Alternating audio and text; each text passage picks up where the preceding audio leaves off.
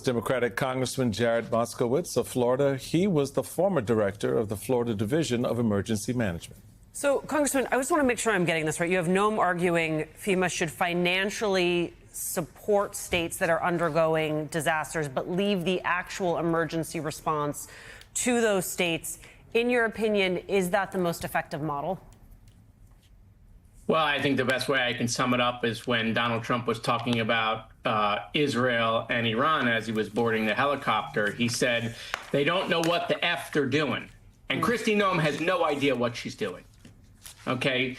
FEMA is cutting the grant that gives states money to build their capacity, at the same time telling them they need to build more capacity. She's been pausing grants of $10 billion for previously approved disasters. They cut 20% of the workforce, and every decision has to come to her.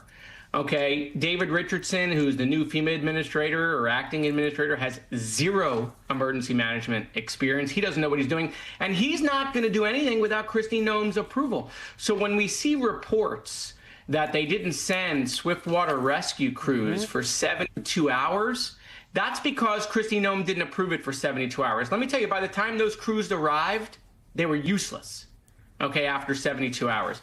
When I was the director in Florida, the way that would have worked is the regional administrator would have woken me up in the middle of the night when those alerts were going on. If not the regional administrator, the weather folks who work in the EOC, the Emergency Operations Center, would have woken me up, or my deputy, in the middle of the night. We would have turned on the Emergency Operations Center. We would have gone to a level 1, and FEMA would have automatically moved those swiftwater rescue crews, Task Force 1 and Task Force 2, would have moved them without my permission. They would have done it because that was their job. That did not happen here. Right. And so today I sent a letter to both the Homeland Security Committee and the Transportation Committee asking for a full investigation on the timeline of when decisions were made and why they've deviated from known protocols.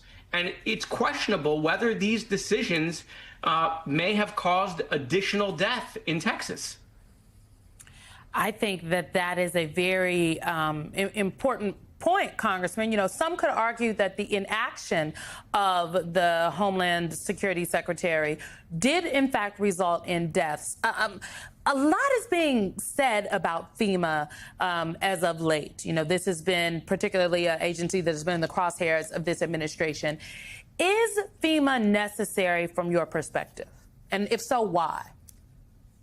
Well, it's not only necessary, it's mandatory. First of all, it's congressionally mandated. So the executive branch can't get rid of it without Congress. They can break it, which is what they've done. Look, the industry has known that FEMA has needed reform for some time. I've been running a bill for 3 years to get FEMA out of Homeland because it's hard for an agency that requires speed to work in an agency that is a giant bureaucracy. So Homeland has been slowing FEMA down for years. So I actually have that bill with Byron Donalds. It's bipartisan. He's running for governor of Florida.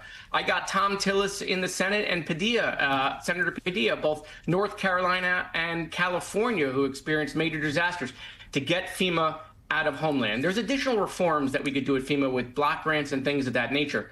But look, Mississippi, Louisiana, Alabama, they go bankrupt without FEMA. They get a hurricane this summer, they don't get FEMA money, they're bankrupt. South Carolina, North Carolina, bankrupt. Okay, you get into the states that deal with Tornado Alley, bankrupt. Okay, Tennessee, Kentucky, Kansas, these states go bankrupt without FEMA. So we need to move from the ridiculousness of getting rid of FEMA and figure out what reforms we can make to make FEMA better and faster. But that's not what Kristi Noem is doing. She's actually made it worse. She's made FEMA less responsive, so much for efficiency and DOGE.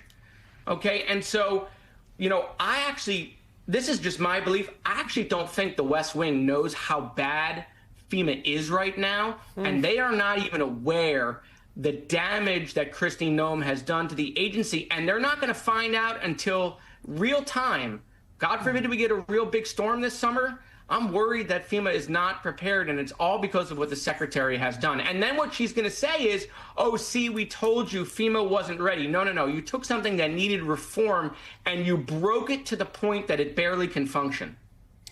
Congressman, I think everyone can hear the urgency and the concern in your voice. I certainly appreciate the way you opened this conversation with that quote. I want to quote you in a tweet this morning, noting, as the former emergency management director of Florida, I'm calling for an immediate investigation at Homeland GOP, Homeland Dems, and Transportation Dems, Transport Dems at Transport GOP. If accurate, this is a major deviation from FEMA protocol, may have slowed down response and been a contributing factor. This was in response to the CNN reporting that Kristi Noem didn't authorize FEMA's response, deployment of its urban search and rescue teams until more than 72 hours after the flooding began.